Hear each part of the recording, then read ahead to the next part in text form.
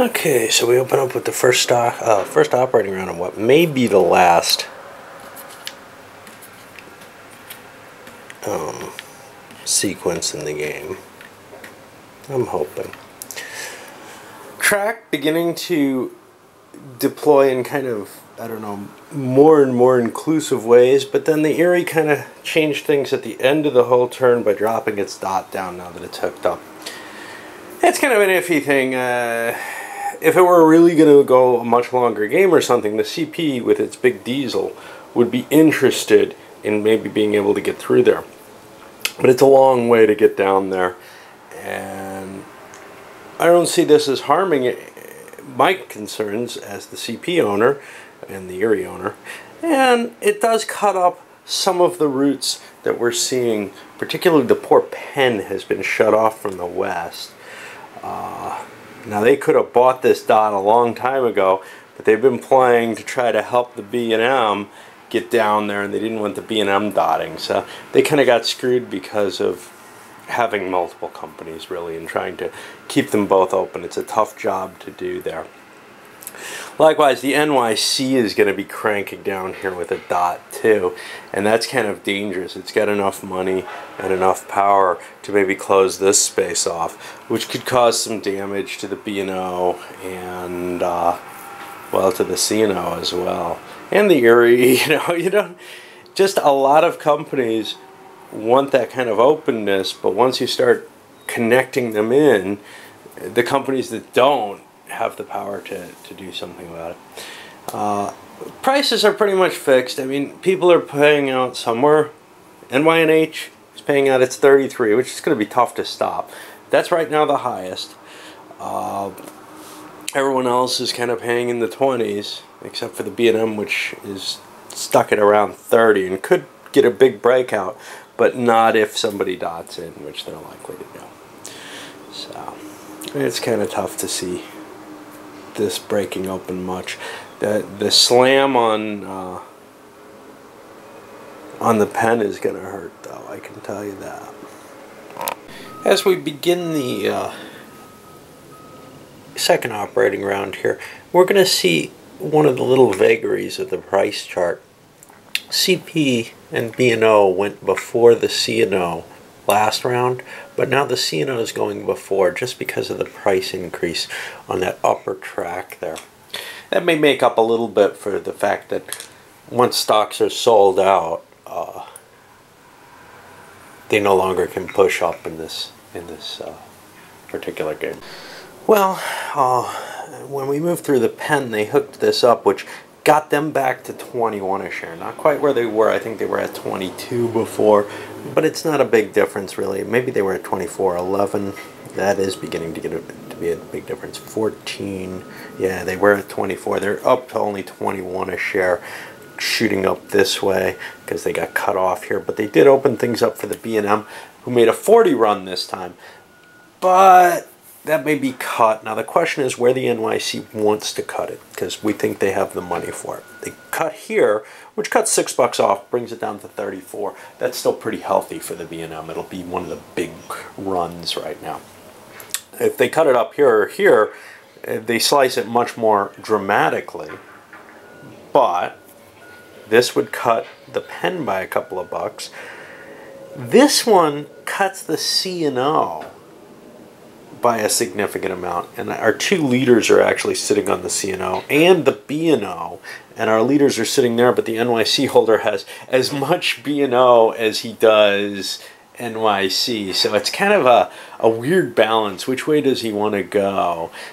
He's not helping the NYC at all. What he's doing is shafting people who hold more shares of other things. Overall, I think he's going to go with this, even though it hurts his B&O stock, because these guys are holding so much B&O and C&O compared to what he is. It's mainly cutting the C&O as well, which is of value here.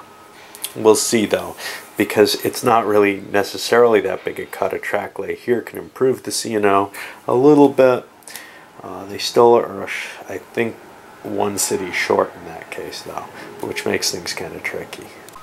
And it looks like as we finish things up, the Erie's peaked at its production for a 6 train, which is it looks like 29 a share. 1, 2, 3, 4, 5, 6. I don't think it's going to do better than that. So now it can just concentrate on laying track. That'll help the CP. The CP with its big diesel should be racking up good money, but it really hasn't been. It's been, what, around 21, somewhere in that range. 5, 6, 7, 8, 9, 14, 17, 22 now. It was at 21 until I upgraded that city, which seemed like an important thing, but I don't think it really is. They can't use that city in any valuable way. So they've got kind of a problem in terms of where to break out. If they had cash, they could drop down here, but neither they nor the Uri and nobody else wants to let them in. Nobody has any desire to go up there. That's often the problem with the CNSL route, especially going into the New York. It just doesn't work. Unless you can get the dot here, it's not worth heading in that direction. But which way to go? I mean, none of it's really good coming out of here. And that's one of the reasons that a lot of times the Champlain and St. Lawrence just is not worth it. So we push into the last operating round, and this may well be the last one of the game. We can take a peek at the money, see what we got here. I don't know what our total is, but we only have 1,500 in these. Another, it's going to be close. I think we're seeing about 2,400 produced in around, maybe a little more than that, and I don't think there's quite that much in there, so I think it's going to break this time. We'll see. Well, the extent of the damage done to the C&O and B&O becomes obvious. The poor C&O unable to really do much here. 6, 9, 13. They're at 20. The B&O's running at 19 in this little cut-off world down here. Really no way to, expand their dot here, and there's nothing they can do. They don't have money to do breakouts or anything like that. So and not that this is really going to help much.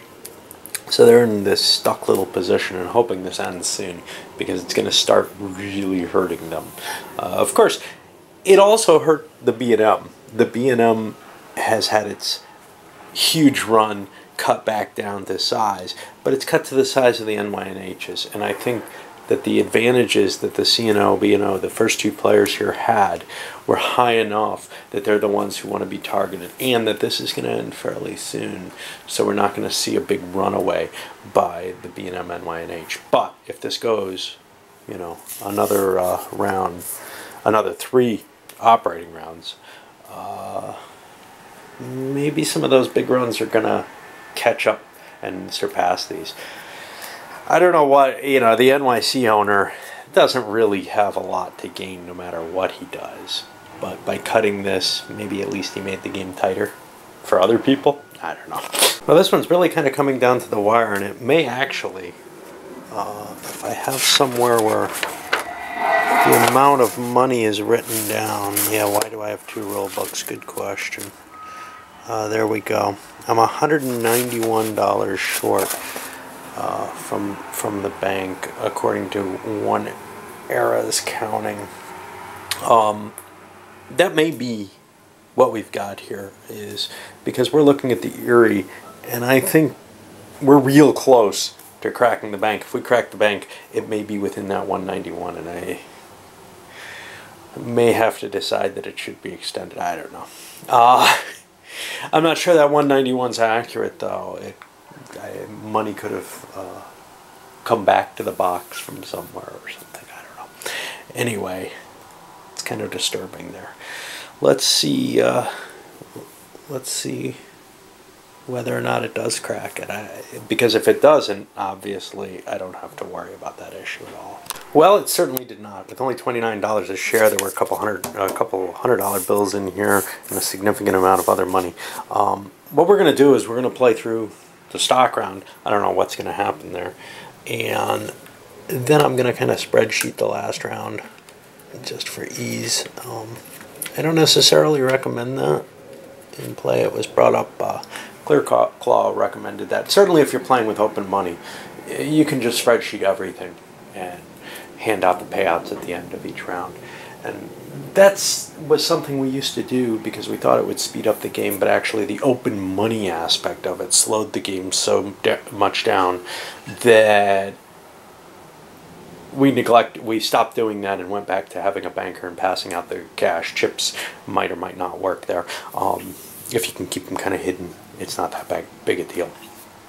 But yeah, certainly didn't break the bank. Wouldn't have broken the bank if that extra money is there either. So we're definitely going forward, and this is a big bonus for the B&M and NYNH stockholders, and it may actually work out a little bit.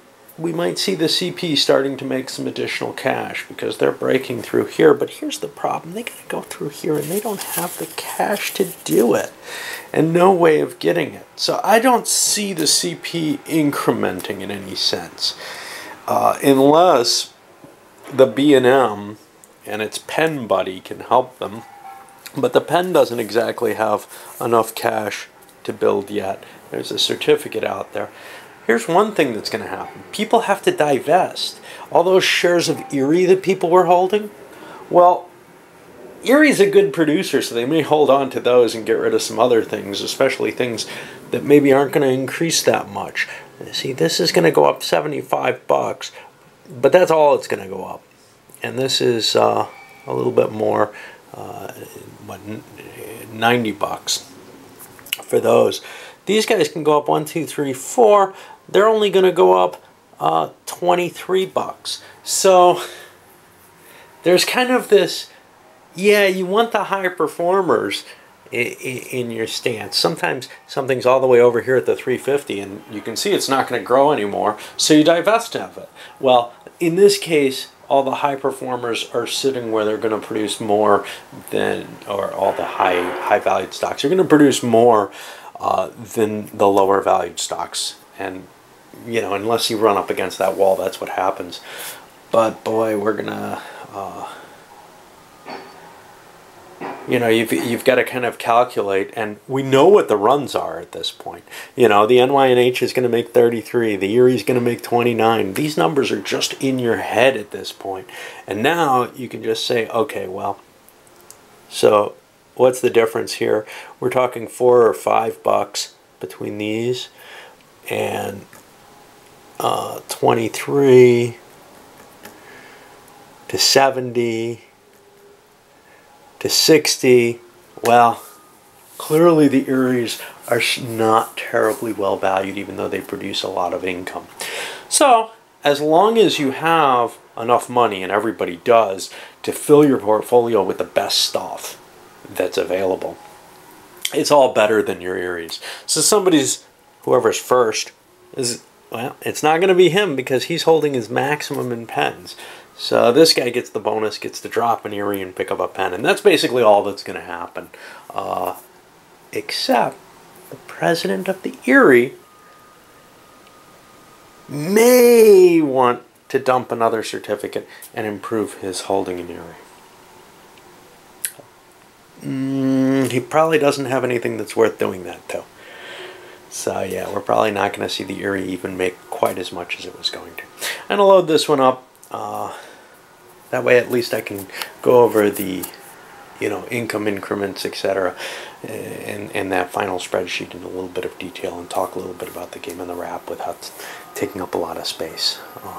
I think this video could hold both, but keeping them a little shorter is better.